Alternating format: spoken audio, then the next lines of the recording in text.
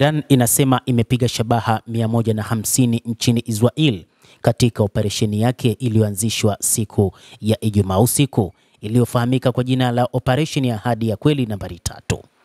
Afisa wa ngazi za juu wa jeshi la Iran amesema kwamba shabaha 150 zimepigwa wakati wa operesheni ya kulipiza kisasi iliyoandaliwa na Jamhuri ya Kiislamu ya Iran dhidi ya utawala wa Israel, ikiwa ni pamoja na kambi kadhaa za kimkakati za kijeshi za utawala huo wa Israel. Akizungumza mapema leo Jumamosi, Brigedia Jenerali Ahmad Vahid, mshauri mkuu wa kamanda mkuu wa jeshi la walinzi wa mapinduzi ya Kiislamu IRGC, amesema operesheni ya Ahadi ya Kweli namba 3 imetekelezwa kwa mafanikio makubwa na kikosi cha anga cha IRGC. Malengo haya yalifikiwa kwa mafanikio katika awamu nyingi.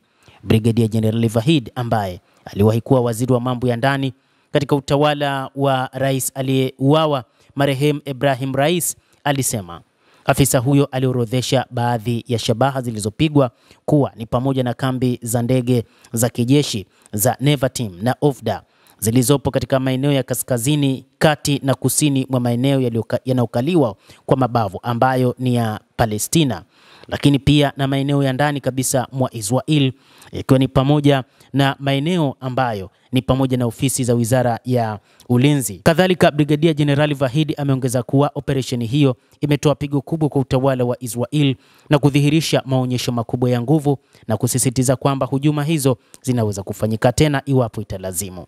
Vikosi vya jeshi la Jamhuri ya Kiislamu ya Iran vimeanza kutekeleza wimbi la mashambulizi ya makombora dhidi ya Israel kwa lengo la kulipiza kisasi kufuatia hujuma za utawala huo wa Israel dhidi ya ardhi ya Iran.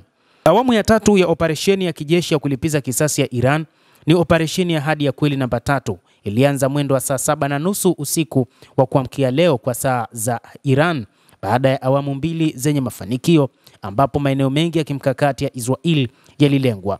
Jeshi la Jamhuri ya Kiislamu ya Iran IRGC limesema vitengo vya makombora na ndege zisizokuwa na rubani zililenga kambi za jeshi la Israel ambazo zilitumiwa kuanzisha mashambulizi dhidi ya Iran, pamoja na utengenezaji wa silaha za kiviwanda na maeneo mengine ya kijeshi ndani ya serikali ya Israel. Hata hivyo, Iran imesema itakuwa na mwendelezo wa mashambulizi wakati ambapo Israel itaendelea kufanya mashambulizi ndani ya taifa lao. Basi mtazamaji, endelea kutufuatilia, lakini ni kusihi usisahau kulike, usisahau kucomment, kadhalika na kusubscribe channel yetu hii ili uweze kufahamu mengi ambayo yanajiri katika ulimwengu kupitia hapa The World News. Mimi ni Adam Hussein.